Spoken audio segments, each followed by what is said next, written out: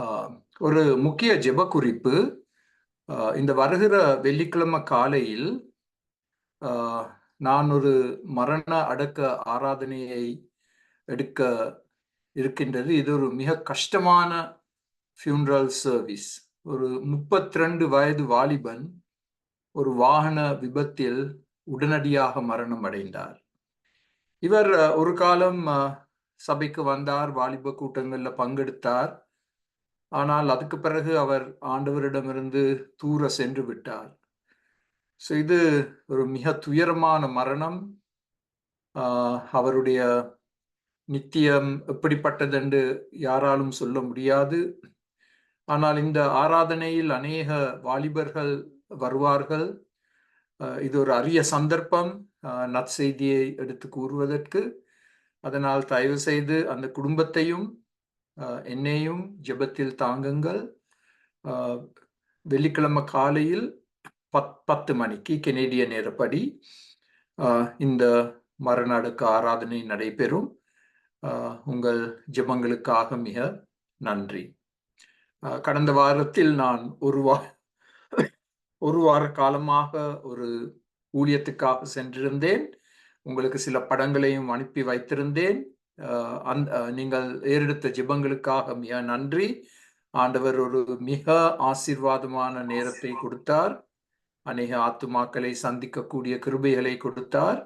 தேவ வசனத்தையும் எடுத்து சொல்லக்கூடிய சந்தர்ப்பங்களை ஆண்டவர் கொடுத்தார். இன்று நாங்கள் படிக்க போகும் சங்கீதம் 75. சங்கீதம் 75. இந்த சங்கீதத்துக்கு மிகவும் எளிதில் நாங்கள் ஒரு தலைப்பை கொடுக்க முடியும். 7ஆம் வசனத்தில் தேவனே நியாயாதிபதி என்று சொல்லப்பட்டுள்ளது. தேவனே நியாயாதிபதி 7ஆம் வசனத்தில். அதைத்தான் நாங்கள் எங்கள் தலைப்பாக எடுத்துக்கொள்ள போகிறோம். இது ஒரு மிக முக்கிய ஒரு பாடம், தலைப்பு. ஏனென்றால் நியாயம் தீர்க்கும் தேவனை பற்றி இந்த அதிகாரத்திலிருந்து நாங்கள் அநேக காரியங்களை கற்றுக்கொள்ள போகிறோம். ஆதியாகமம் 18:25 நீங்கள் திரையில் பார்க்கலாம். ஆபிரகாம் ஒரு கேள்வியை கேட்கிறார் ஆண்டவரிடம். என்ன கேள்வி? சர்வலோக நியாயாதிபதி நீதி செய்யாதிருப்பாரோ? இது ஒரு மிக பொருத்தமான கேள்வி. எங்கள் மனதில் அநேக குழப்பங்கள் வரும் பொழுது, இந்த உலகத்தில் இவ்வளவு தீமைகள் நடக்குதே, ஆண்டவர் எங்கே இருக்கிறார் என்ற கேள்விகள் எல்லாம் எழும்பும் பொழுது இந்த வசனத்தை, இந்த கேள்வியை நாங்கள் மனதில் எப்பொழுதும் வைத்திருக்க வேண்டும். சர்வலோக நியாயாதிபதி நீதி செய்யாதிருப்பாரோ? இப்ப அடுத்த ஸ்லைடை பார்க்க போகிறோம். அதில் இன்னும் சில மேலதிக வசனங்களை நாங்கள் உங்களுக்கு கொடுக்க போகிறோம். Next slide please. Prasanthan, next slide. Okay, இந்த அடுத்த ஸ்லைடில் நாங்கள் பார்க்க போகும் வசனங்கள் சங்கீதம் 94 முதல் 2 வசனங்கள். அதை நீங்கள் உங்கள் வேதத்தில் பார்த்து கொள்ள முடியும். சங்கீதம் 94 முதல் 2 வசனங்கள். அந்த 2 வசனங்கள் இவ்விதமாக நாங்கள் வாசிக்க முடியும். நீதியை சரிக்கட்டுகிற தேவனாகிய கர்த்தாவே, நீதியை சரிக்கட்டுகிற தேவனே பிரகாசியும். 2 முறை இந்த ஒரு வசனத்தில் நீதியை சரிக்கட்டுகிற தேவன் என்று ஆண்டவர் அழைக்கப்படுகிறார். அவர் பிரகாசிக்க வேண்டும் என்று ஒரு ஜெபம் எழுப்பப்படுகிறது. 2ஆம் வசனத்தில் பூமியின் நியாயாதிபதியே, நீர் எழுந்து பெருமைக்காரருக்கு பதிலளியும். பூமியின் நியாயாதிபதி, முழு உலகத்தையும் நியாயம் தீர்க்க போகிற தேவன். அவர் பதில் கொடுக்க வேண்டும் பெருமைக்காரருக்கு.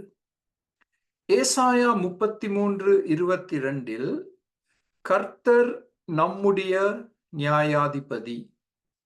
கர்த்தர் நம்முடைய நியாய பிரமாணிகர். கர்த்தர் நம்முடைய ராஜா, அவர் நம்மை ரட்சிப்பார். இந்த வசனத்தில் முதலாவதாக சொல்லப்பட்டுள்ள காரியம், கர்த்தர் நம்முடைய நியாயாதிபதி. அதாவது அவர் உங்களையும் என்னையும் தனிப்பட்ட முறையில் நியாயம் தீர்க்கப் போகிறார். அதே போல் முழு உலகத்தையும் அவர் நியாயம் தீர்ப்பார். புதிய ஏற்பாட்டில் 2 தீமோத்தேயு 4:8 நாங்கள் இவ்விதமாக வாசிக்கிறோம். நீதியுள்ள நியாயாதிபதியாகிய கர்த்தர் அந்நாளிலே நீதியின் கிரீடத்தை எனக்கு தருவார். பாருங்கள், அங்கேயும் கர்த்தரை பற்றி என்ன சொல்லப்பட்டிருக்கு? நீதியுள்ள நியாயாதிபதியாகிய கர்த்தர். அந்நாளிலே என்று சொன்னால் நியாய தீர்ப்பு தினத்தில் என்னை நியாயம் தீர்த்து, உங்களை நியாயம் தீர்த்து, எங்களுக்கு தகுதி இருந்தால் எங்களுக்கு நீதியின் கிரீடம் கொடுக்கப்படும். சங்கீதம் 75:1 ஒன்றை வாசிக்கும் பொழுது, உம்மை துதிக்கிறோம் தேவனே, உம்மை துதிக்கிறோம், உமது நாமம் சமீபமாய் இருக்கிறதென்று உமது அதிசயமான கிரியைகள் அறிவிக்கிறது. இந்த அதிகாரம் ஆரம்பிக்கும் பொழுது துதியோடு ஆரம்பமாகிறது. துதியோடு ஆரம்பமாகிறது. அது எப்பொழுதும் ஒரு நல்ல காரியம். நாங்களும் ஒவ்வொரு தினத்தையும் துதியோடு ஆரம்பிப்பது, இரவு நேரத்தில் படுக்க போவதற்கு முன் துதியோடு ஆண்டவரை துதித்து நித்திரை செய்வது ஒரு நல்ல காரியம். இப்ப அடுத்த சைடை பார்த்தால் அதில் நாங்கள் சில காரியங்களை பார்க்க போகிறோம். தேவனுடைய நாமம் பிரசன்னம் நமக்கு எப்பொழுதும் சமீபமாக இருக்கிறபடியால் நாம் தேவனுடைய அதிசயமான கிரியைகளை எதிர்பார்க்கலாம். இது ஒரு மிக முக்கியமான, எங்கள் எல்லோருக்கும் ஒரு பெரிய உற்சாகத்தை கொடுக்க வேண்டிய ஒரு சத்தியம். சங்கீதம் 75 முதலாம் வசனம். தேவனுடைய நாமம் என்று சொன்னால் அவருடைய பிரசன்னம், அவருடைய வல்லமை நமக்கு எப்பொழுதும் சமீபமாய் இருக்கின்றது. அதனால் நாங்கள் தேவனிடத்திலிருந்து அதிசயமான காரியங்களை எதிர்பார்க்க முடியும். உங்களுடைய வாழ்க்கை சூழ்நிலை எப்படிப்பட்டது என்று எனக்கு தெரியாது. ஆனால் உங்கள் வாழ்க்கை சூழ்நிலை கஷ்டமாக இருந்தால் தேவன் சமீபமாய் இருக்கிறபடியால் நீங்கள் அந்த தேவனிடமிருந்து அதிசயமான காரியங்களை எதிர்பார்க்க முடியும். தேவன் சமீபமாய் இருக்கிறார். உபாகமம் 4:7. நம்முடைய தேவனாகிய கர்த்தரை நாம் தொழுது கொள்கிற போதெல்லாம் அவர் நமக்கு சமீபமாய் இருக்கிறது போல தேவனை இவ்வளவு சமீபமாய் பெற்றிருக்கிற வேறே பெரிய ஜாதி எது என்று ஒரு கேள்வி குறி எழுப்பப்படுகிறது. எங்கள் தேவன் எங்களுக்கு எப்பொழுதும் சமீபமாய் இருக்கிறார். எரேமியா 23:23 நாங்கள் வாசிக்கிறோம், நான் சமீபத்திற்கு மாத்திரமா தேவன், தூரத்திற்கும் தேவன் அல்லவோ என்று கர்த்தர் சொல்லுகிறார். சமீபத்திற்கு மாத்திரமல்ல, தூரத்திற்கும் தேவன் அவர். அவருடைய பிரசன்னத்தை விட்டு நாங்கள் எங்கும் சென்று விட முடியாது. சங்கீதம் 34:18 இதுவும் எங்களை மிகவும் உற்சாகப்படுத்த வேண்டிய ஒரு வசனம். நொறுங்குண்ட இருதயமுள்ளவர்களுக்கு கர்த்தர் சமீபமாய் இருந்து நறுங்குண்ட ஆவியுள்ளவர்களை ரட்சிக்கிறார். அந்த வசனத்தின் முதல் பாகத்தை பாருங்கள். நொறுங்குண்ட இருதயமுள்ளவர்களுக்கு கர்த்தர் சமீபமாய் இருக்கிறார். கடினமான உள்ளங்கள் உடையவர்கள் அருகே ஆண்டவர் இல்லை. அவர்களை விட்டு ஆண்டவர் தூர சென்று விடுகிறார். ஆனால் நாங்கள் எங்கள் வாழ்க்கை சூழ்நிலைகளின் காரணமாக நொறுக்கப்பட்டிருந்தால் கர்த்தர் எங்களுக்கு மிகவும் சமீபமாய் இருக்கிறார் என்று சங்கீதம் 34:18 எங்களுக்கு உற்சாக வார்த்தைகளை எடுத்து கூறுகிறது. அடுத்த ஸ்லைடில் அடுத்த ஸ்லைடை பார்த்தால் அங்கே சங்கீதம் 145:18 தம்மை நோக்கி கூப்பிடுகிற யாவருக்கும், உண்மையாய் தம்மை நோக்கி கூப்பிடுகிற யாவருக்கும் கர்த்தர் சமீபமாய் இருக்கிறார். உங்களுடைய வேதத்தில் அந்த கர்த்தர் சமீபமாய் இருக்கிறார் என்ற வார்த்தைகளை நீங்கள் ஒரு சிவப்பு பேனாவினால் கோடிட்டு கொள்ள முடியும். நாங்கள் உண்மையாக நேர்மையாக எங்கள் உள்ளத்தின் ஆழத்தில் இருந்து இந்த ஆண்டவரை நோக்கி கூப்பிட்டால், ஜெபித்தால், அவர் எங்களுக்கு மிகவும் சமீபமாய் இருக்கிறார். பிலிப்பியர் புத்தகத்தை நாங்கள் படிக்கும் பொழுது 4ஆம் அதிகாரம் 5ஆம் வசனத்தில் இந்த 2 வார்த்தைகளை படித்தோம். கர்த்தர் சமீபமாய் இருக்கிறார். அதனால் நாங்கள் எதற்கும் கலங்க அவசியம் இல்லை, நாங்கள் எதற்கும் பயப்பட அவசியம் இல்லை. கர்த்தர் சமீபமாய் இருக்கிறார். சங்கீதக்காரன் ஒரு சாட்சியை கூறுகிறார். சங்கீதம் 119 கர்த்தாவே நீர் சமீபமாய் இருக்கிறீர். சங்கீதக்காரன் மிகவும் ஒரு துன்புறுத்தப்பட்ட நிலைமையில் காணப்படுகிறார் சங்கீதம் 119. ஆனால் இது அவருடைய சாட்சி. இந்த துன்புறுத்தலின் மத்தியில் கர்த்தர் எனக்கு சமீபமாய் இருக்கிறார். சங்கீதம் 75:1 சொல்லப்பட்டுள்ள சத்தியம் என்ன? கர்த்தர் சமீபமாய் இருக்கிறபடியால் நாங்கள் அவருடைய கரத்திலிருந்து பெரிய காரியங்களை எதிர்பார்க்க முடியும். ஆனால் இப்படிப்பட்ட ஒரு நேர்மையான கேள்வி சங்கீதக்காரனினால் எழுப்பப்படுகிறது. சங்கீதம் 10:1 கர்த்தாவே ஏன் தூரத்தில் நிற்கிறீர்? ஆபத்து நேரிடுகிற சமயங்களில் நீர் ஏன் மறைந்திருக்கிறீர்? இதுவும் எங்கள் அனுபவம். சில சமயங்களில் கர்த்தர் சமீபமாய் இருக்கிறார் என்று வேதம் கூறுகிறது, அது உண்மை. ஆனால் என்னுடைய வாழ்க்கை அனுபவத்தில் சில சமயங்களில் கர்த்தர் தூரத்தில் நிற்கிறார் என்ற உணர்ச்சி தான் எனக்கு வருகிறது. என்னுடைய ஆபத்து நேரங்களில் கர்த்தர் தம்மை மறைத்து கொண்டார் என்ற அனுபவம். சங்கீதக்காரன் தன்னுடைய உணர்ச்சிகளை உண்மையாக வெளிப்படுத்துகிறார். ஆண்டவரே நீர் எங்கே? சமீபமாய் இருக்கிறீர் என்று சொன்னீர், ஆனால் எனக்கு அந்த உணர்வு இல்லையே. நீர் தூரத்தில் இருக்கிற மாதிரி தான் எனக்கு தென்படுது என்று தன் உணர்ச்சிகளை வெளிப்படுத்துகிறார். இப்பொழுது திரும்பவும் நாங்கள் அந்த சங்கீதம் 75:1 பார்த்தால், ஆண்டவர் சமீபமாய் இருக்கிறபடியால் அதிசயமான காரியங்களை நாங்கள் எதிர்பார்க்கலாம். பாருங்கள், சங்கீதம் 9:1 என்ன சொல்லப்பட்டிருக்கிறது? கர்த்தாவே என் முழு இருதயத்தோடும் உம்மை துதிப்பேன். சங்கீதம் 75:1 அந்த விதத்தில் தான் ஆரம்பமாகியது. 2 முறை சங்கீதக்காரன் நான் உம்மை துதிக்கிறேன் துதிக்கிறேன் என்று சொன்னார். இங்கேயும் முழு இருதயத்தோடு நான் உம்மை துதிக்கிறேன் என்று கூறுகிறார். உம்முடைய அதிசயங்களை எல்லாம் விபரிப்பேன். ஆண்டவர் சமீபமாய் இருக்கிறபடியால் அவர் எனக்காக செய்த அதிசயங்களை நான் எல்லோருக்கும் எடுத்து சொல்ல போகிறேன்.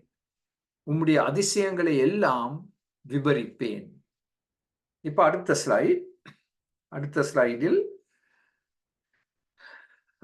சங்கீதம் 71:17 சங்கீதக்காரனுடைய சாட்சி. தேவனே, என் சிறு வயது முதல் நீர் எனக்கு போதித்து வந்தீர். அதை நாங்கள் சங்கீதம் 71 படிக்கும் பொழுது ஆழமாக பார்த்தோம். இதுவரைக்கும் உம்முடைய அதிசயங்களை அறிவித்து வந்தேன். அந்த 2ஆம் பகுதி சங்கீதம் 75:1 ஒன்றுபடும் ஒரு வாக்கியம். ஆண்டவருடைய அதிசயங்களை நாங்கள் அறிக்கை செய்ய வேண்டும். அவர் சமீபமாய் இருக்கும் பொழுது எங்களுக்காக செய்யும் அதிசயங்கள். திரும்பவும் நாங்கள் இந்த துதிக்கு செல்ல வேண்டும். ஏனென்றால் சங்கீதம் 75 இந்த துதியோடு தான் ஆரம்பமாகிறது. எங்களுடைய துதி எப்படிப்பட்டதா இருக்க வேண்டும்? முழு மனதோடு, உற்சாகத்தோடு, உண்மையோடு, இடைவிடாமல் தேவனை துதிப்போம். அது எப்பொழுதும் ஒரு சுலபமான காரியம் அல்ல. சில சமயங்களில் தேவனை துதிக்க எங்களுக்கு மனம் வராது. எங்களுடைய உள்ளத்தில் கசப்பு.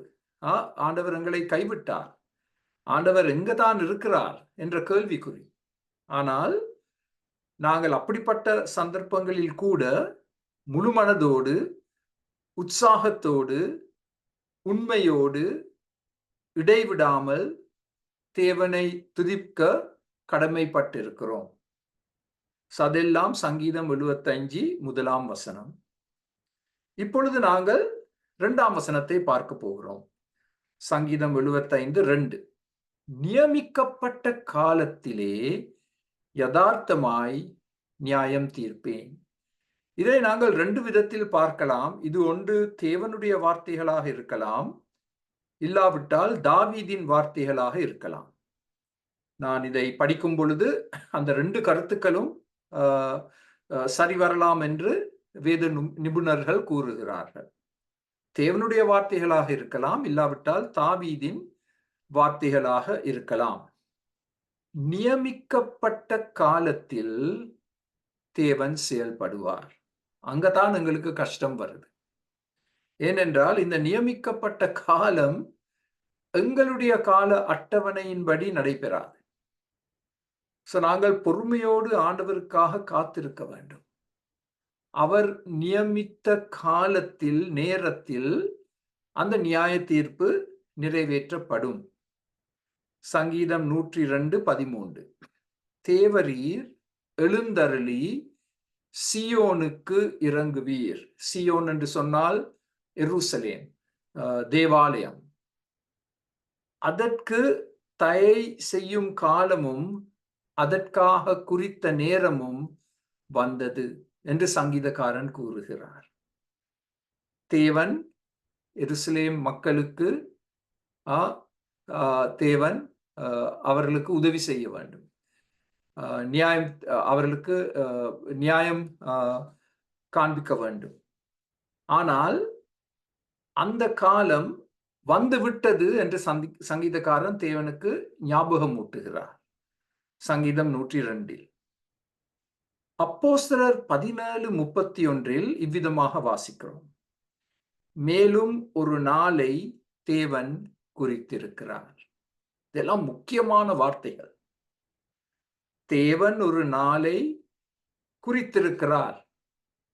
அவருடைய புத்தகத்தில் அந்த நாள் எழுதப்பட்டுள்ளது. அதிலே அந்த தினத்தில் அவர் தாம் நியமித்த மனுஷனை கொண்டு, அதாவது கர்த்தராகிய இயேசு கிறிஸ்து, பூலோகத்தை நீதியாய் நியாயம் தீர்ப்பார். கர்த்தராகிய இயேசு கிறிஸ்து பூமியை நியாயம் தீர்க்க போகிறார். அந்த மனுஷனை மரித்தோரிலிருந்து எழுப்பினதினாலே அதன் நிச்சயத்தை எல்லாருக்கும் விளங்க பண்ணினார் என்று பவுல் கூறுகிறார். கர்த்தராகிய இயேசு கிறிஸ்து மரித்து உயிர்த்தெழுந்தபடியால் அவருக்கு அந்த நியாய தீர்ப்பு அதிகாரம் கொடுக்கப்பட்டுள்ளது. அதனால் அந்த குறிக்கப்பட்ட தினத்தில் பரமபிதா தம்முடைய குமாரன் மூலமாக முழு உலகத்தையும் நியாயம் தீர்க்க போகிறார். ஒரு நாள் குறிக்கப்பட்டுள்ளது. அதற்காக நாங்கள் பொறுமையாக காத்து கொண்டிருக்கிறோம். அடுத்த ஸ்லைட். இதை நாங்கள் தாவீதின் வார்த்தைகளாக எடுத்துக்கொண்டால் இந்த 2ஆம் வசனம் தாவீது செய்த தீர்மானம் என்று நாங்கள் சொல்லலாம். நீதியுள்ள அரசாங்கம், சட்டம், ஒழுக்கம் காக்கப்பட்டு சமாதானத்தை நாட்டில் நிலைநாட்டுதல். தாவீது ராஜா என்ற முறையில் முழு நாட்டிலும் ஒரு நீதியுள்ள அரசாங்கத்தை நியமித்து சட்டம் ஒழுக்கம் காக்கப்பட்டு அந்த நாட்டில் சமாதானம் நிலைநாட்டப்படும் என்று அந்த விதத்திலும் நாங்கள் இந்த 2ஆம் வசனத்தை எடுத்துக்கொள்ள முடியும். தாவீதின் உறுதியான தீர்மானம். இல்லாவிட்டால் இவை தேவனுடைய வார்த்தைகளாகவும் நாங்கள் எடுத்துக்கொள்ளலாம். இப்பொழுது 3ஆம் வசனத்துக்கு நாங்கள் வந்தால், பூமியானது அதன் எல்லா குடிகளோடும் கரைந்து போகிறது, அதன் தூண்களை நான் நிலைநிறுத்துகிறேன். இந்த வசனத்தையும் நாங்கள் 2 விதத்தில் எடுத்துக்கொள்ளலாம். இது தேவனுடைய வார்த்தைகளாக இருக்கலாம், இல்லாவிட்டால் தாவீதின் வார்த்தைகளாக இருக்கலாம். தாவீதின் வார்த்தைகள் என்று சொன்னால் ஒரு கேள்வி கேட்கப்படுகிறது. பூமி, குடிமக்கள் கரைந்து அழிந்து போகிறார்கள் என்று தாவீது துக்கம் தெரிவிக்கிறார். பூமியில் உள்ள மக்கள் எல்லாரும் அழிந்து போகிறார்கள். எனக்கு மிகவும் பிடித்த இந்த வார்த்தை கரைந்து போகிறார்கள். கரைந்து, டிசால்வ், கரைந்து போகிறார்கள்.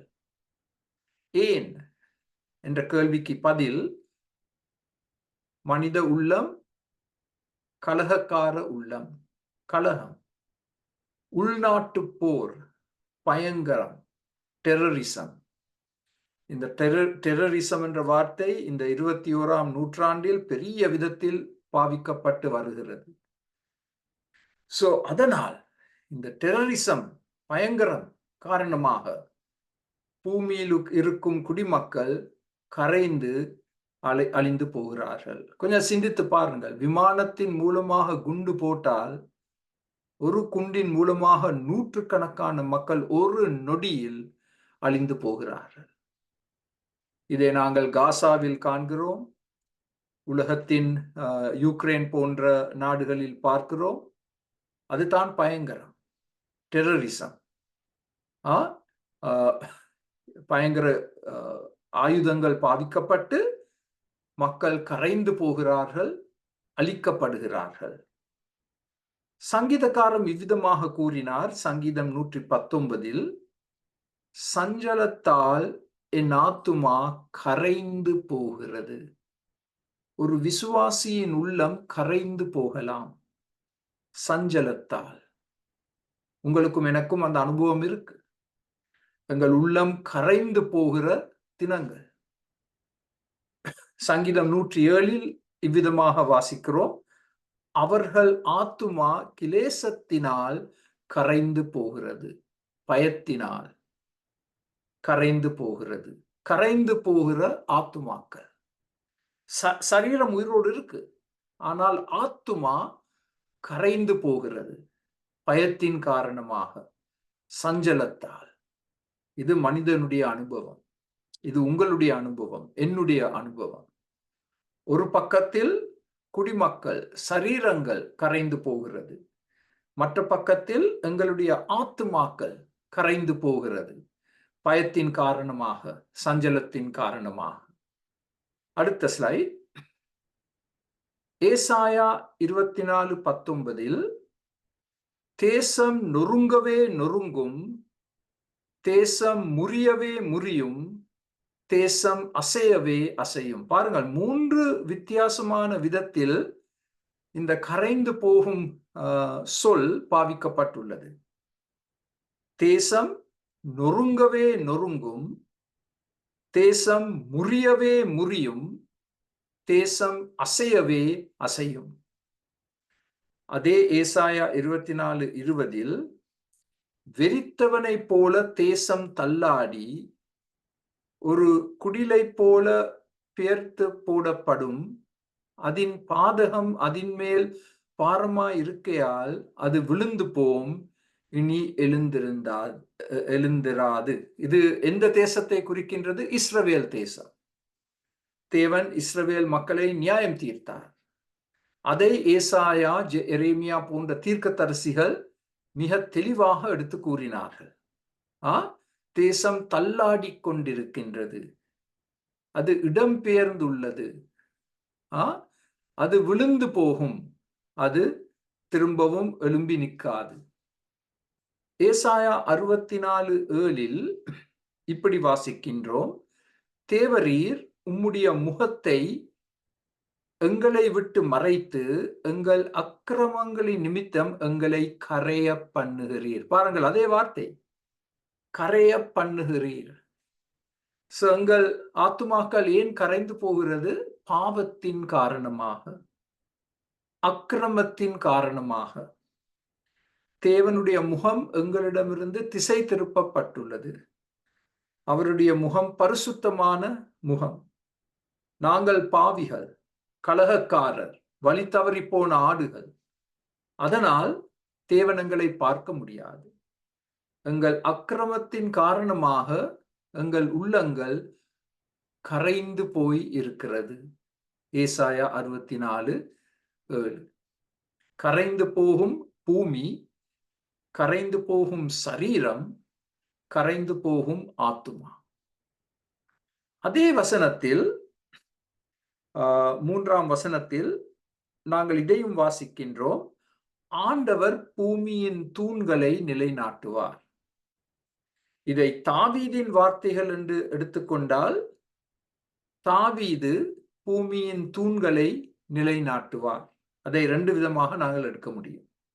நாங்கள் உங்களுக்கு ஒரு சின்ன படத்தை போட்டிருக்கிறோம். தூண்கள், பில்லர்ஸ். தூண்கள் ஒரு கட்டிடத்திற்கு மிக அவசியம். அந்த தூண்கள் இல்லாவிட்டால் அந்த கட்டிடம் அப்படியே விழுந்துவிடும். ஒரு நாட்டுக்கு தூண்கள் மிக அவசியம். எப்படிப்பட்ட தூண்கள் ஒரு நாட்டுக்கு அவசியம்? அதை அடுத்த ஸ்லைடில் இப்பொழுது பார்க்க போகிறோம். அந்த தூண்களை பார்ப்பதற்கு முன் இன்னும் 3 வசனங்கள். யோபு 9:6. பூமியின் தூண்கள் அதிரத்தக்கதாய் அதை அதன் ஸ்தானத்தினின்று அசைய பண்ணுகிறார். யார்? தேவன். பூமியின் தூண்களை அதிர பண்ணுகிறார். சங்கீதம் 82:5. அறியாமலும் உணராமலுமாய் இருக்கிறார்கள், அந்த காலத்திலே நடக்கிறார்கள், தேசத்தின் அஸ்திபாரங்கள் எல்லாம் அசைகிறது. அஸ்திபாரங்கள் அசைக்கப்பட்டால் தூண்களும் அசைக்கப்படும். எல்லாம் கனெக்டட், எல்லாம் ஒன்றோடு ஒன்று தொடர்புடையது. அதனால்தான் நீங்கள் அவதானித்திருப்பீர்கள், ஒரு கட்டிடத்தை போடும் பொழுது முதல் எதை போடுவார்கள்? அஸ்திபாரம், ஆழமான அஸ்திபாரம். அதற்கு பிறகுதான் தூண்கள். ஆனால் அஸ்திபாரம் அசைக்கப்பட்டால் தூண்களும் அசைய ஆரம்பிக்கும். சங்கீதம் 11:3 சங்கீதக்காரன் ஒரு கேள்வியை கேட்கிறார். அஸ்திபாரங்களும் நிர்மூலமாகிறதே, நீதிமான் என்ன செய்வான்? நாட்டில் இருக்கும் அஸ்திபாரங்கள், தூண்கள் நிர்மூலமாகிறது. இதையெல்லாம் நீதிமான் பார்த்து அவனால் என்னதான் செய்ய முடியும் என்ற கேள்வி கேட்கப்படுகிறது. இப்பொழுது நாட்டின் தூண்கள் யார்? இது ஒரு முக்கிய பகுதி. நாட்டின் தூண்கள் யார்? அஸ்திவாரம் தேவாதி தேவனாய்த்தான் இருக்க வேண்டும். ஆனால் தூண்கள் யார்? முதலாவது புல்லட், தேவ பக்தியுள்ள அரசன். அந்த அரசன் தான் நாட்டின் பிரதான தூண். அதனால் தான் இந்த தேர்தல் வர்ற நேரத்தில் நாங்கள் எவ்வளவு ஜெபிக்க வேண்டும், சரியான நபருக்கு எங்களுடைய ஓட்டை கொடுக்க வேண்டும். தேவ பக்தியுள்ள அரசன் நாட்டின் ஒரு முக்கிய தூண். இரண்டாவது, தேவ பயத்தில் செயல்படும் நீதிபதிகள், நீதிமன்றங்கள். அங்கே எங்களுக்கு தேவ பயத்தோடு செயல்படும் நீதிபதிகள் மிக அவசியம். ஊழல் காணப்படக்கூடாது. அது 2ஆம் தூண். 3ஆம் தூண், என்னை போன்றவர்கள் இந்த 3ஆம் தூணில் உள்ளடங்குவோம். வேதத்தை உண்மையாக போதிக்கும் ஊழியக்காரர். வேதத்தை சொன்னபடியே சொல்லுதல், வேதத்துல இருக்கிற விதமாக எடுத்து சொல்லுதல், அதை மாற்றாமல் சத்தியத்தை எடுத்து சொல்லுதல். அது 3ஆம் தூண். அதில் ஊழியக்காரர் உள்ளடங்குவார்கள். உங்களை போன்ற விசுவாசிகள் உள்ளடங்குவீர்கள். வேதத்தின் உண்மைகளை பகிர்ந்து கொடுக்கும் தேவ மக்கள். நான்காவது, பொறுப்போடு இயங்கும் இராணுவம், காவல்துறை. அவைகள் முக்கியமான தூண்கள். பொறுப்போடு இயங்கும் இராணுவம், ஆர்மி, காவல்துறை, போலீஸ், நாட்டின் முக்கிய தூண்கள். ஐந்தாவதாக, கீழ்ப்படியும் பொதுமக்கள், நீங்களும் நானும். தேவனுக்கும் தேசத்தின் சட்டங்களுக்கும் இணங்கி கீழ்ப்படியும் பொதுமக்கள், நாட்டின் தூண்கள். ஆறாவது, இது நான் ஆறாவது என்று போட்டிருந்தாலும் உண்மையாக இது ஒரு உயர்ந்த இடத்தை பெற்றிருக்க வேண்டும். ஜெப வீரர்கள், வீராங்கனைகள், ஜெபிக்கும் மக்கள், நாட்டிற்காக ஜெபிக்கும் மக்கள், அரசனுக்காக ஜெபிக்கும் மக்கள், அரசாங்கத்திற்காக ஜெபிக்கும் மக்கள், நீதிமன்றங்களுக்காக ஜெபிக்கும் மக்கள், இராணுவத்துக்காக ஜெபிக்கும் மக்கள், காவல்துறைக்காக ஜெபிக்கும் மக்கள், பொதுமக்களுக்காக ஜெபிக்கும் ஜெப வீரர்கள். இந்த 6 தான் ஒரு நாட்டின் தூண்கள். இந்த தூண்கள் அழிக்கப்பட்டால் அந்த நாடு அழிக்கப்படும். தயவு செய்து இதை நீங்கள் எங்கேயாவது சிவப்பு பேனாவினால் எழுதி வைத்திருக்க வேண்டும். நாட்டின் தூண்கள் யார்? தூண்கள் அழிக்கப்பட்டால் நாட்டிற்கு நம்பிக்கையே இல்லை. ஓகே, இப்ப அடுத்த ஸ்லைடை பார்க்க போகிறோம். இப்பொழுது நாங்கள் 4ஆம் வசனத்துக்கு வரப்போகிறோம். 4ஆம் வசனத்தில், வீம்புக்காரரை நோக்கி வீம்பு செய்யாதேயுங்கள் என்றும், துன்மார்க்கனை நோக்கி கொம்பை உயர்த்தாதிருங்கள் என்றும் சொன்னேன். இதையும் நாங்கள் 2 விதத்தில் எடுக்கலாம். இது ஆண்டவரால் பேசப்பட்ட வார்த்தைகளாக எடுக்கலாம், இல்லாவிட்டால் தாவீதினால் பேசப்பட்ட வார்த்தைகளாக எடுக்கலாம். அது 2 திசைகளிலும் போகலாம். அகங்காரருக்கு கொடுக்கப்பட்ட கட்டளை, இங்கே கட்டளைகள் கொடுக்கப்படுது. 2 கட்டளைகள். அகங்காரருக்கு கொடுக்கப்பட்ட கட்டளை என்ன? உங்களுடைய வாயை நீங்கள் கட்டுப்படுத்துங்கள். உங்கள் வாயை கட்டுப்படுத்துங்கள். வாயின் மூலமாக, வார்த்தைகள் மூலமாக பெரும் சேதத்தை கொண்டு வர முடியும். இது அகங்காரக்காரருக்கு கொடுக்கப்பட்ட கட்டளை. அது எங்கள் எல்லாருக்கும் மிகவும் பொருத்தமான கட்டளை தானே. எங்கள் வாயை கட்டுப்படுத்துவது, நாக்கை கட்டுப்படுத்துவது. பொல்லாதவர்களுக்கு கொடுக்கப்பட்ட கட்டளை, துன்மார்க்கரை நோக்கி உங்கள் வல்லமையை வன் செயல்கள் மூலமாக காட்டாதிருங்கள். இந்த கொம்பு என்ற வார்த்தை பாவிக்கப்பட்டுள்ளது. கொம்பு என்று சொன்னால் வல்லமை.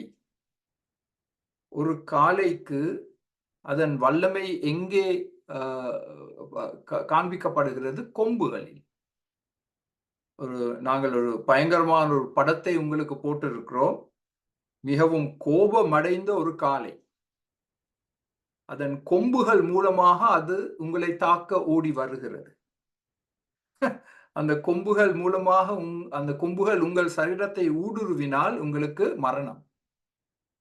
அந்த படம் தான் இங்கே எங்களுக்கு எடுத்து சொல்லப்படுகிறது. பொல்லாதவர்களுக்கு உங்கள் வல்லமையை, கொம்பு, வன் செயல்கள் மூலமாக காட்டாதிருங்கள். ஒரு காளை என்ன செய்யும்? தன் கொம்புகளோடு அச்சுறுத்தும் மக்களை. அதை பார்த்து நாங்கள் ஓடி விடுவோம். அந்த காளையோடு நாங்கள் விளையாட மாட்டோம், ஓடி விடுவோம் பாதுகாப்புக்காக. இல்லாவிட்டால் எங்களுக்கு மரணம் வரும். அதைத்தான் 2 கட்டளைகளாக இந்த 4ஆம் வசனத்தில் தேவனும் கூறுகிறார், தாவீதும் கூறுகிறார். அடுத்த ஸ்லைட். அடுத்த ஸ்லைடில் இந்த வல்லமை என்ற வார்த்தையை நாங்கள் கொஞ்சம் அலசி ஆராய்ந்து பார்க்க வேண்டும். 4 விதமான வல்லமைகள் இருக்கு. இதை நீங்க கொஞ்சம் சிந்தித்து பார்த்தால் 4 விதமான வல்லமைகள் இருக்கு. முதலாம் வல்லமை பண வல்லமை. யாருடைய கையில பணம் இருக்கோ, பெரிதளவில் பணம் இருக்கோ, பில்லியனர்ஸ் என்று சொல்வோம் ஆங்கிலத்தில், அவங்களுக்கு வல்லமை இருக்கு. பணம் பேசும். மணி டாக்ஸ். பணம் பேசும். பணம் பெரிய காரியங்களை சாதிக்கும். சோ பண வல்லமை. சபைகளில் கூட பணக்காரர்கள் இருந்தால் அவர்கள் தான் அந்த சபையை நடத்துவார்கள்.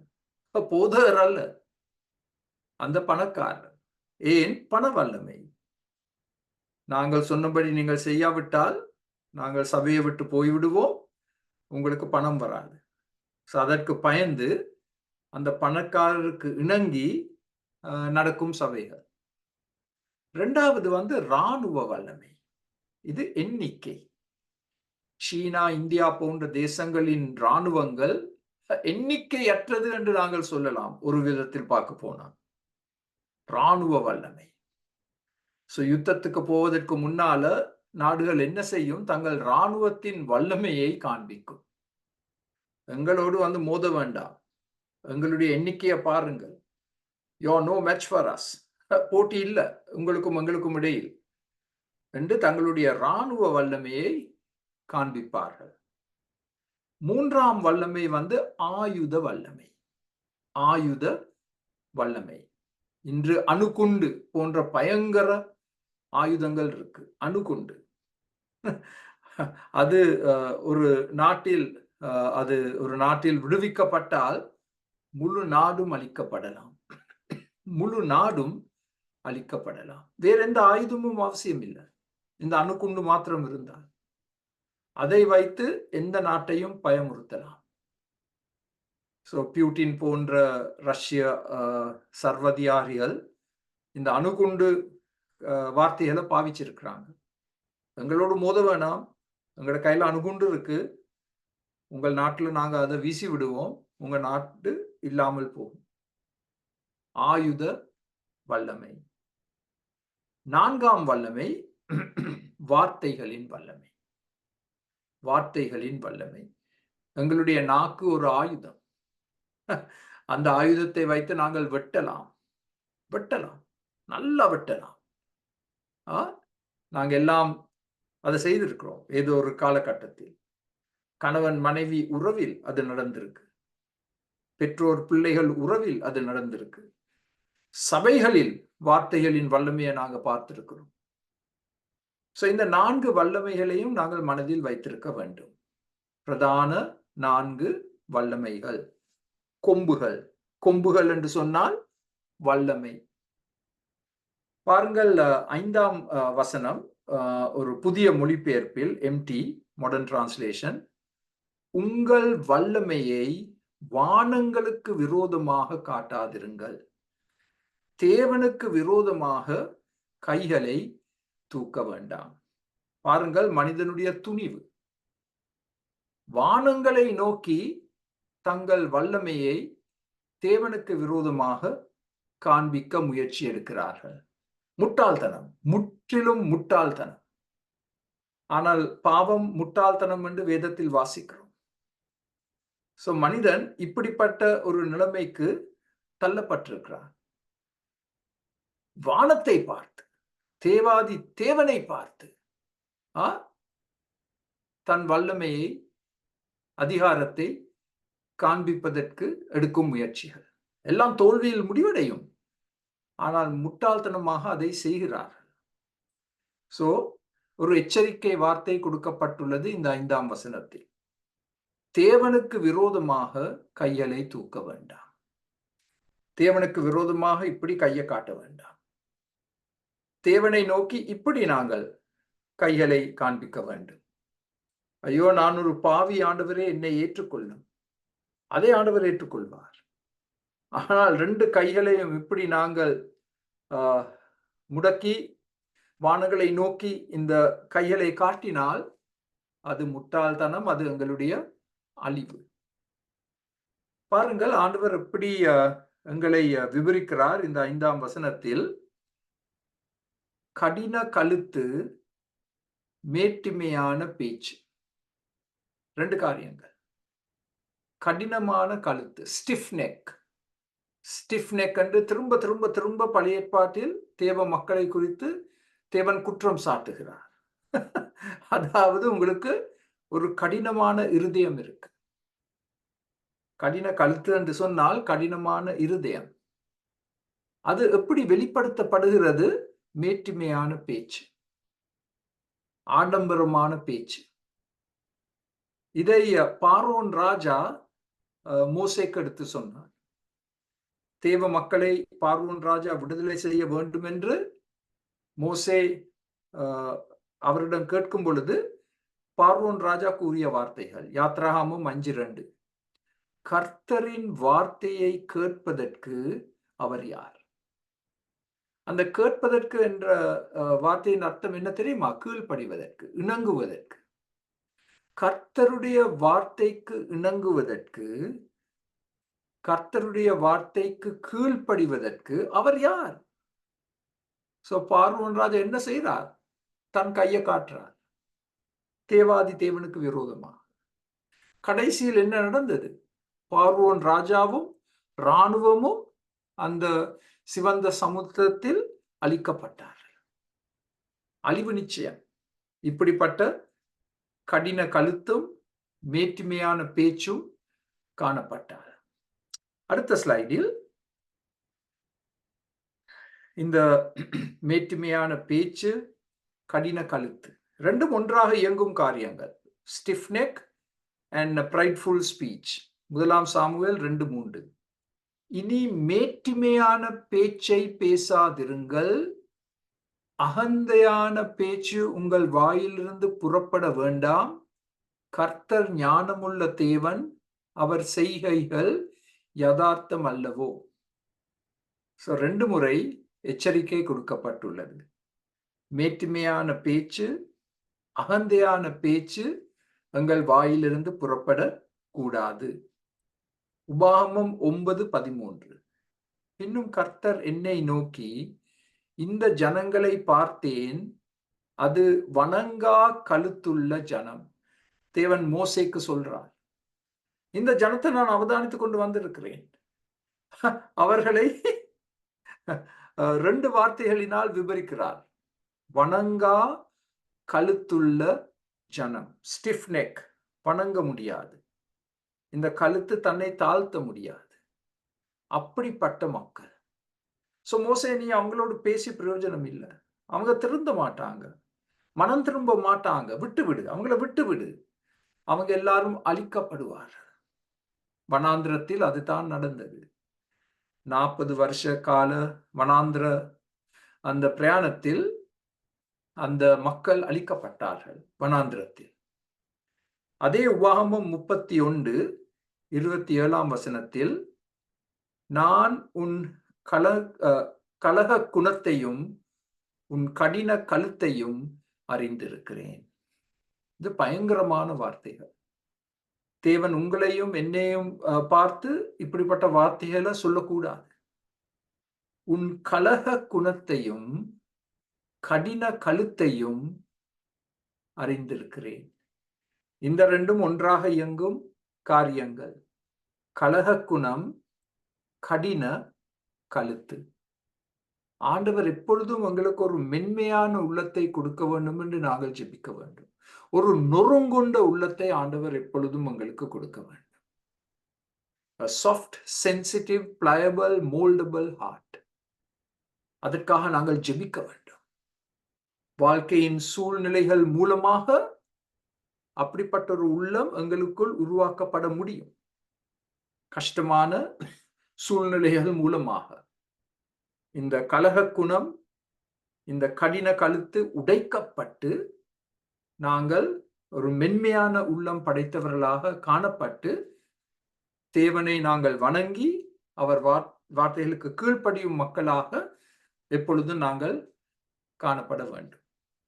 இப்ப இந்த அடுத்த வசனம் ஒரு அருமையான வசனம். இதை நாங்கள் எல்லாரும் ஏதோ ஒரு கட்டத்துல பாவிச்சிருக்கிறோம். எப்பொழுது எங்களுக்கு ஒரு உயர்வு வர வேண்டும் என்று நாங்கள் நினைத்தால், ப்ரொமோஷன் உயர்வு, ஒரு முன்னேற்றம் வர வேண்டும் என்று நாங்கள் நினைத்தால், நாங்கள் இந்த வசனத்தை தான் நாங்கள் பாவிக்கிறோம். கிழக்கிலும் மேற்கிலும் வனாந்திர திசையிலிருந்து ஜெயம் வராது. இப்ப தமிழ்ல பாவிக்கப்பட்டிருக்கிற வார்த்தை ஜெயம், ஆங்கிலத்துல ப்ரொமோஷன், எக்ஸால்டேஷன், உயர்வு, உயர்வு, முன்னேற்றம். அது கிழக்கிலிருந்து வராது, மேற்கிலிருந்து வராது. வனாந்திர திசை என்றால் தெற்கு பகுதி, தெற்கு பகுதியிலிருந்தும் வராது. அது மேலே இருந்து தான் வரும், தேவாதி தேவனிடம் இருந்து. இப்ப பாருங்கள் அடுத்த ஸ்லைடே. ஜெயம் என்று சொன்னால் பதவி உயர்வு, சுய முன்னேற்றம். இப்ப இந்த பதவி உயர்வு, சுய முன்னேற்றத்தை குறித்து ஒரு காரியத்தை சொல்ல விருப்பப்படுகிறேன். ஒழுக்கம், கடினமான நேர்மையான உழைப்பின் மூலமாக உங்களுக்கு உயர்வு வரும். நீங்கள் கிறிஸ்தவராக இருக்க அவசியம் இல்லை. நீங்கள் ஒழுக்கத்தோடு, டிசிப்ளின், கடினமாக, ஹார்ட் ஒர்க், நேர்மையாக, ஆனஸ்ட் ஒர்க், அந்த முறையில் நீங்கள் செயல்பட்டால் உங்களுக்கு உயர்வு வரும். தானாகவே உங்களுக்கு உயர்வு வரும், முன்னேற்றம் வரும். நாங்கள் ஒருபோதும் சோம்பேறியலாக காணப்படக்கூடாது. ஒருபோதும் சோம்பேறியலாக காணப்படக்கூடாது. பவுல் தெசலோனிக்கேயர் புத்தகத்துல சொன்னார், நீங்கள் வேலை செய்யாவிட்டால் நீங்கள் சாப்பிடக்கூடாது. கடினமான வார்த்தைகள், வெட்டும் வார்த்தைகள். ஆனா அது ஒரு கட்டளை.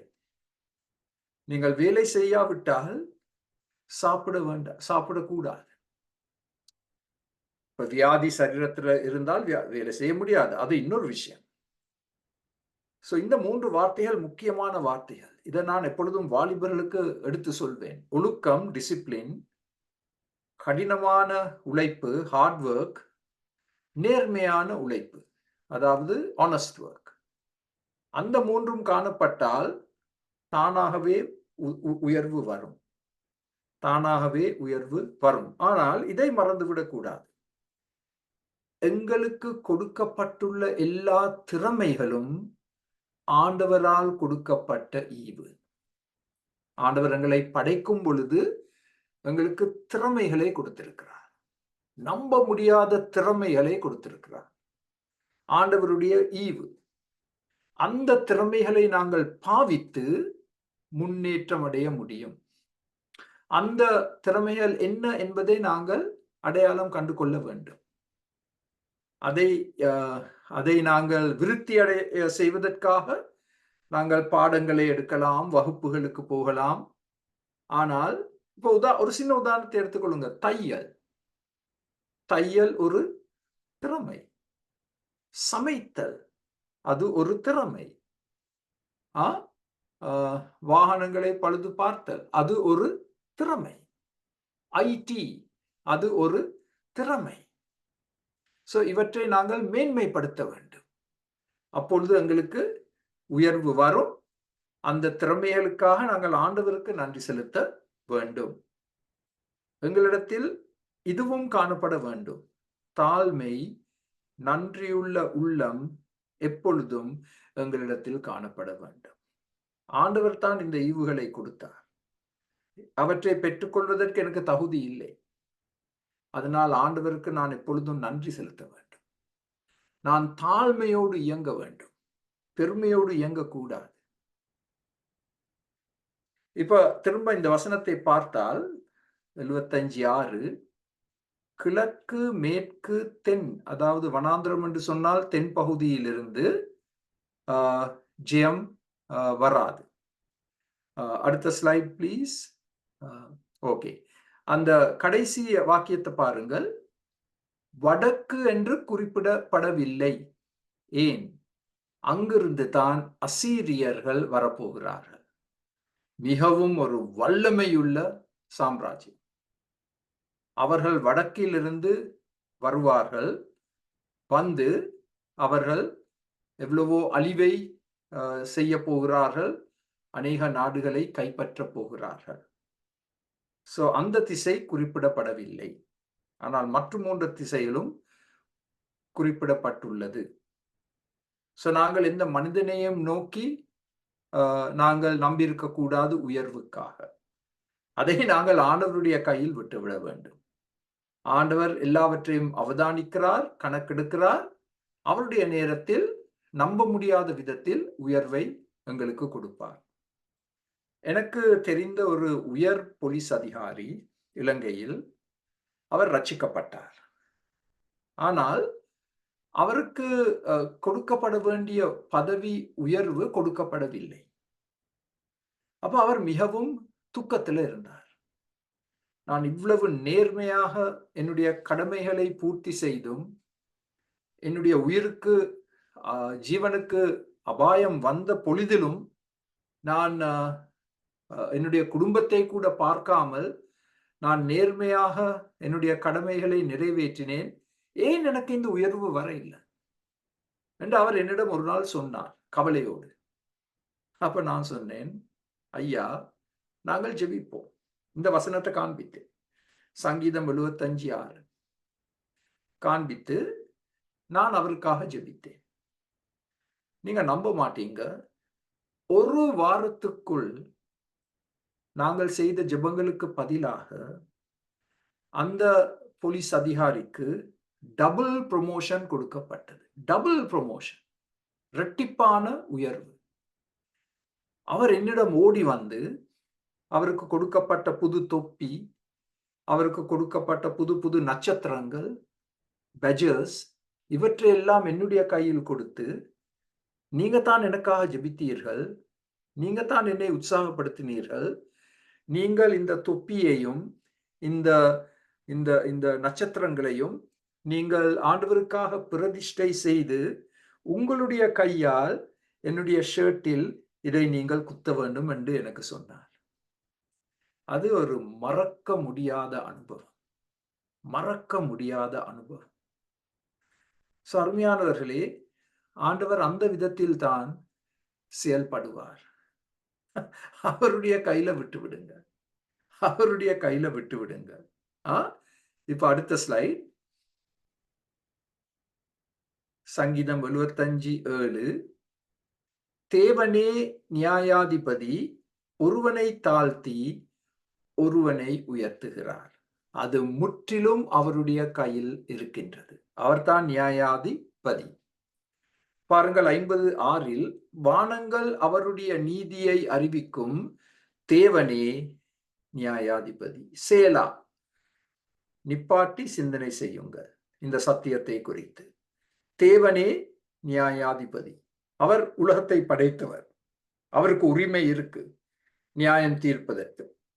88:1 தேவ சபையிலே தேவன் எழுந்தருளி இருக்கிறார், தேவர்களின் நடுவிலே அவர் நியாயம் விசாரிக்கிறார்.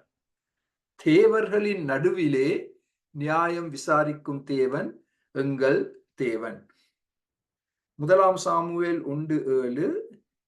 இவள் அவளை மனமடி வாக்குவாள், அப்பொழுது அவள் சாப்பிடாமல் அழுந்து கொண்டிருப்பாள். அது ஒரு பிழையான வசனம், அதை நாங்கள் சரிப்படுத்த வேணும். தானியேல் 2:21. அவர் காலங்களையும் சமயங்களையும் மாற்றுகிறார். காலங்களை மாற்றும் தேவன், சமயங்களை மாற்றும் தேவன். 4:17.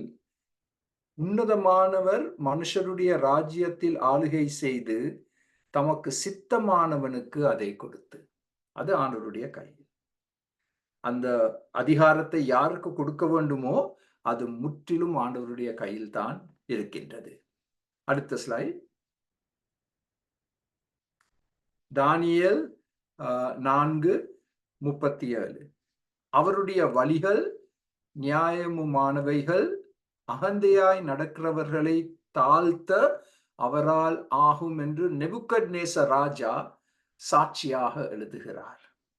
அந்த காலத்தில் வாழ்ந்த மிக வல்லமையுள்ள சர்வதிகாரி. ஆண்டவர் அவனை தாழ்த்தினார். அவர் ரட்சிப்புக்குள் வந்தார். அவர் எழுதிய சாட்சி. சங்கீதம் 147:6. கர்த்தர் சாந்த குணம் உள்ளவர்களை உயர்த்துகிறார், துன்மார்க்கரை தரை மட்டும் தாழ்த்துகிறார். அது எங்களை உற்சாகப்படுத்த வேண்டும். கர்த்தர் சாந்த குணம் உள்ளவர்களை உயர்த்துகிறார், துன்மார்க்கரை தரை மட்டும் தாழ்த்துகிறார். உயர்த்தும் தேவன், தாழ்த்தும் தேவன். இப்ப நாங்கள் இந்த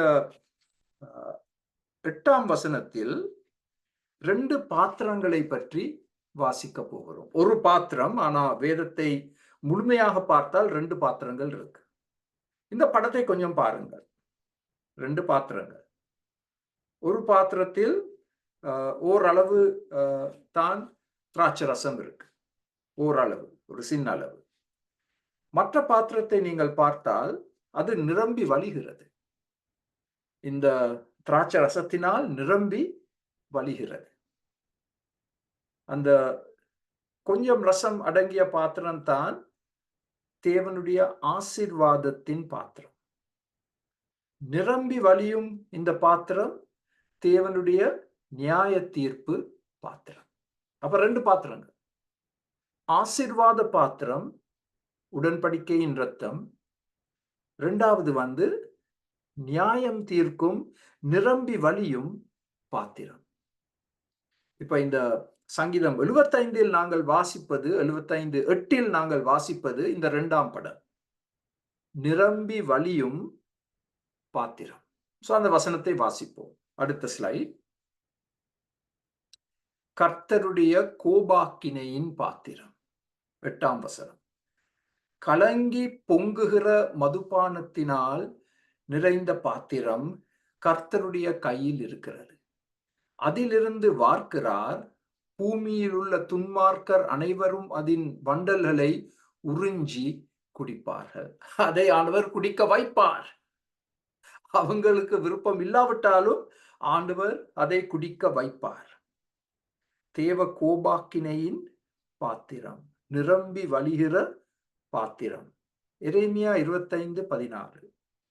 இந்த உக்கிரமாகிய மதுபானத்தின் பாத்திரத்தை நீ என் கையிலிருந்து வாங்கி அவர்கள் எல்லாருக்கும் அதிலே குடிக்க கொடு என்றார். எரேமியாவுக்கு கொடுக்கப்பட்ட ஒரு பயங்கர பொறுப்பு. ஆண்டவருடைய கையில் இருக்கும் இந்த கோபாக்கினையின் பாத்திரத்தை எடுத்து நாட்டில் இருக்கும் எல்லா மக்களும் அதை குடிக்க எரேமியா கட்டாயப்படுத்த வேண்டும்.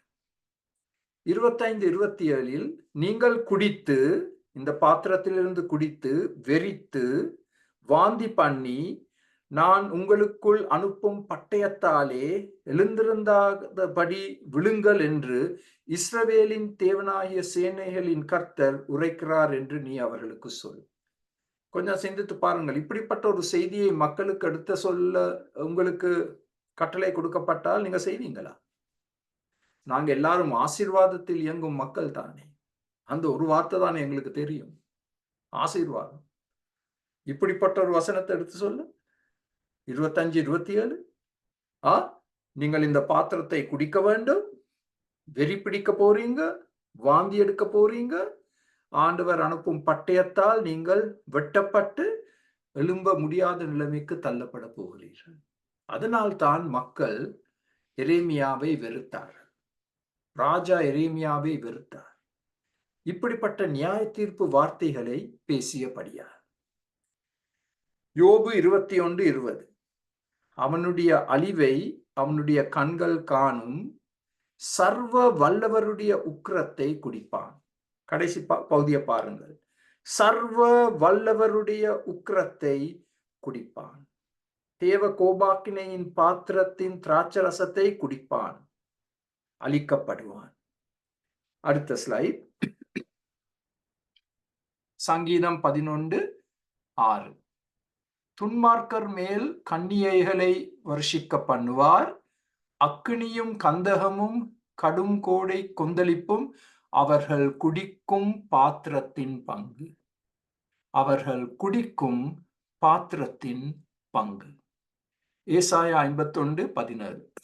எழும்பு எழும்பு, கர்த்தருடைய உக்கிரத்தின் பாத்திரத்தை அவர் கையில் வாங்கி குடித்திருக்கிற எருசலேமே எழுந்து நில், தந்தளிக்க செய்யும் பாத்திரத்தின் வண்டல்களை உறிஞ்சி குடித்தாய்.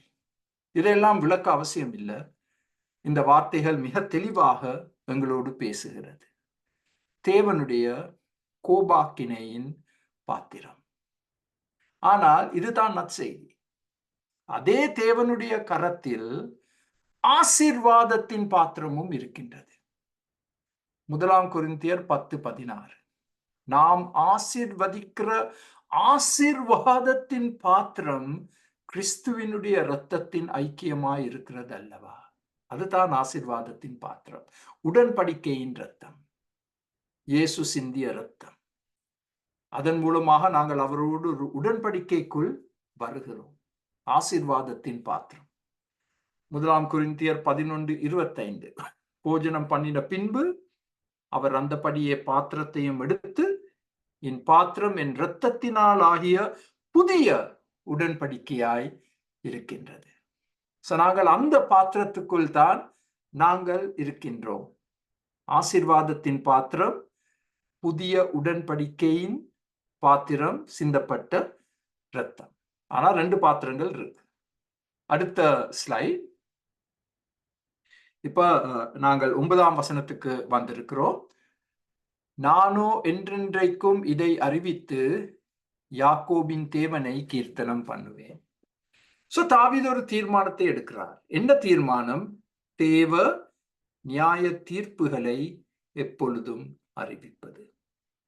இதில் தான் எங்களுக்கு கஷ்டம் ஏற்படுகிறது. தேவன் நியாயம் தீர்க்கும் தேவன், அந்த நியாய தீர்ப்புகளை மக்களுக்கு அறிவிப்பது. ஆனால் அதே சமயத்தில் தேவ இரக்கங்களையும் கிருபைகளையும் நாங்கள் அறிவிக்க வேண்டும். இரண்டையும் ஒரே நேரத்தில் அறிக்கை செய்ய வேண்டும். கிருபை உள்ளவர், இரக்கம் உள்ளவர், ஆனால் நியாயம் தீர்க்கும் தேவன். சங்கீதம் 81:1, கர்த்தருடைய கிருபைகளை என்றென்றைக்கும் பாடுவேன், உமது உண்மையை தலைமுறை தலைமுறையாய் என் வாயினால் அறிவிப்பேன். ஒரு பக்கத்தில் நியாய தீர்ப்புகளை எடுத்து சொல்வேன், மற்ற பக்கத்தில் தேவ இரக்கங்கள் கிருபைகளை எடுத்து சொல்வேன். பிறகு அவர் சொல்றார், யாக்கோபின் தேவனை கீர்த்தனம் பண்ணுவேன். அருமையான பெயர், தேவனுக்கு கொடுக்கப்பட்ட அருமையான பெயர். எவ்வளவு பொருத்தமான பெயர்! நாங்கள் படிக்கும் இந்த பாடத்தோடு சம்பந்தப்பட்ட பெயர். யாக்கோபின் தேவன் என்று சொன்னால் அதன் அர்த்தம் என்ன? வஞ்சனைக்காரனை மாற்றி அமைத்த தேவன், கலகக்காரரை மாற்றி அமைக்கக்கூடிய தேவன், கடின கழுத்துடையவர்களை மாற்றி அமைக்கக்கூடிய தேவன். அதை நாங்கள் மறந்துவிடக் கூடாது. ஆம், கடின உள்ளம் படைத்தவர்களை சந்திக்க போகிறோம்.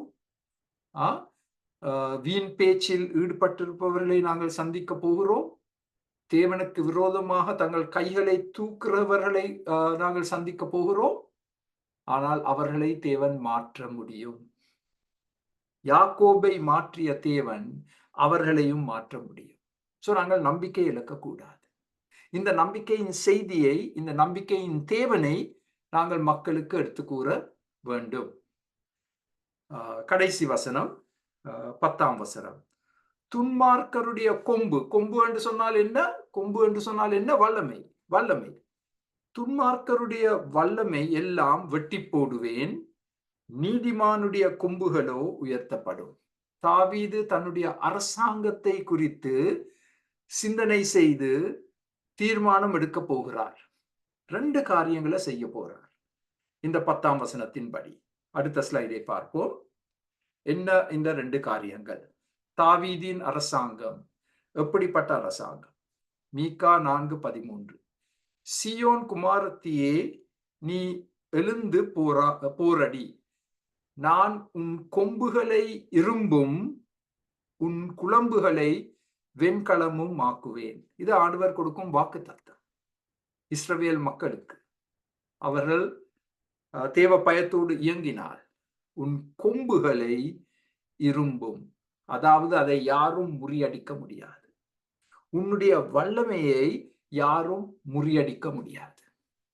நீ தோல்வியை காண மாட்டாய், நீ வெற்றியைத்தான் எப்பொழுதும் கண்டு கொள்வாய் என்று ஆண்டவர் வாக்குத்தத்தம் கொடுக்கிறார். ஆனால் அதற்கு அந்த 6 தூண்கள் இருக்க வேண்டும். நாங்க படித்த 6 தூண்கள் இருக்க வேண்டும். அது இருந்தால்தான் கொம்புகள் இரும்பாக மாற்றமடையும். துன்மார்க்கருடைய வல்லமை, அதிகாரம் முறியடிக்கப்பட்டு அகற்றப்பட வேண்டும். எங்களுடைய நாடுகளில் ஊழல் ஒரு மிக முக்கியமான ஒரு பாவம், கரப்ஷன். தாவீது சொல்றார், அதை நான் இல்லாமல் ஆக்கப் போகிறேன். இந்த துன்மார்க்கருடைய ஊழல், வல்லமை, அதிகாரத்தை நான் முறியடிக்கப் போகிறேன். அதற்கு பதிலாக பாருங்கள், 2ஆம் புல்லட், நீதிமான்களுக்கு உயர் பதவிகள் கொடுக்கப்படும், அப்பொழுது நாடு விருத்தியடையும், செழிப்படையும். நீதிமான்களை நான் என் அரசாங்கத்தில் அவர்கள் அரசாட்சி செய்வதற்கு இடம் கொடுக்க போகிறேன். நீதிமான்கள். நீதிமொழிகள் 29:2, நீதிமான்கள் பெருகினால் ஜனங்கள் மகிழுவார்கள், துன்மார்க்கர் ஆளும் போதோ ஜனங்கள் தவிப்பார்கள். எவ்வளவு உண்மை! இலங்கையில் தேர்தல் வருது செப்டம்பர் மாதத்தில். இதை அடிப்படையாக வைத்து நாங்கள் ஜெபிக்க வேண்டும். நீதிமொழிகள் 29:27, நீதிமானுக்கு அநியாயக்காரன் அருவருப்பானவன். நீதிமான் இந்த அநியாயக்காரரை பார்க்கும் பொழுது உள்ளத்தில் ஒரு வெறுப்பு ஏற்படும். நான் அவர்களுடைய செல்வாக்கின் கீழ் வரக்கூடாது, அவர்களை நான் அப்புறப்படுத்த வேண்டும், இல்லாமலாக்க வேண்டும் என்ற ஒரு முடிவுக்கு வருவது. இன்னும் ஒரு ஸ்லைடு இருக்கிறேன் என்று நினைக்கிறேன். ஓகே, இந்த 2 வசனங்களோடு நாங்கள் முடிக்க போகிறோம். இந்த சங்கீதம் 75 நாங்கள் கற்றுக்கொள்ளும் 2 முக்கிய பாடங்கள் என்ன? ஒன்று, தேவ நியாய தீர்ப்புக்காக பொறுமையாக காத்திருக்க வேண்டும். பொறுமையாக. 1 கொரிந்தியர் 4:5, ஆனதால் கர்த்தர் வருமளவும் நீங்கள் காலத்துக்கு முன்னே யாதொன்றையும் குறித்து தீர்ப்பு சொல்லாதிருங்கள், இருளில் மறைந்திருக்கிறவைகளை அவர் வெளியரங்கமாக்கி இருதயங்களின் யோசனைகளையும் வெளிப்படுத்துவார். அப்பொழுது அவனவனுக்குரிய புகழ்ச்சி தேவனால் உண்டாகும். அவசரப்பட வேண்டாம், பொறுமை காக்க வேண்டும். தேவனுடைய நியாய தீர்ப்புக்காக அவர் எல்லாவற்றையும் வெளிப்படையாக அறிவிக்க போகிறார். அது 1ஆம் பாடம். 2ஆம் பாடம், பொறுமை இன்னும் ஒரு இடத்தில் அவசியம். பதவி உயர்வுக்காக பொறுமையாக காத்திருக்க வேண்டும். ஐயோ, இவ்வளவு வருஷ காலமாக நான் வேலை செய்திருக்கிறேன், நேர்மையாக வேலை செய்தேன், கடினமாக வேலை செய்தேன், ஆனால் எனக்கு இன்னும் பதவி உயர்வு ஒன்றும் வரையிலே, பண அதிகரிப்பும் வரையிலே என்று நீங்கள் அங்கலாய்த்துக் கொண்டிருந்தால் உங்களுக்கான வசனம் 1 பேதுரு 5:6, ஆகையால் ஏற்ற காலத்தில் தேவன் உங்களை உயர்த்தும்படிக்கு அவருடைய பலத்த கைக்குள் அடங்கி இருங்கள். தேவன் உங்களை உயர்த்துவார் ஏற்ற காலத்தில். அதுவரைக்கும் பொறுமையாக காத்திருங்கள். அந்த போலீஸ் அதிகாரியின் சாட்சியை மறந்துவிட வேண்டாம். ஜெபிப்போம். சங்கீதம் 75க்காக நாங்கள் உமக்கு ஸ்தோத்திரம் செலுத்துகிறோம். இந்த அதிகாரத்தில் இருந்து நாங்கள் கற்றுக்கொண்ட பாடங்கள் அநேகம். நீரே நியாயாதிபதி, நீர் ஒருவரை தாழ்த்தி மற்றவரை உயர்த்துகிறீர். நாங்கள் எல்லாரும் பொறுமையாக அந்த தினத்திற்காக காத்திருக்க பொறுமையின் கிருபையை எங்கள் எல்லோருக்கும் தாரும். ஆண்டவரே, இன்று எங்களோடு கலந்து கொண்ட ஒவ்வொரு குடும்பத்தையும் கண்ணோக்கி பார்த்து, ஒவ்வொரு சபையையும் கண்ணோக்கி பார்த்து அவர்களை பலப்படுத்தும், ஆசீர்வதியும், அவர்களை உயர்த்தும். உம்முடைய நேரத்தில், காலத்தில் அவர்களை உயர்த்தும். இயேசுவின் நாமத்தில் ஜெபம் கேளும் பிதாவே. ஆமென். ஆமென்.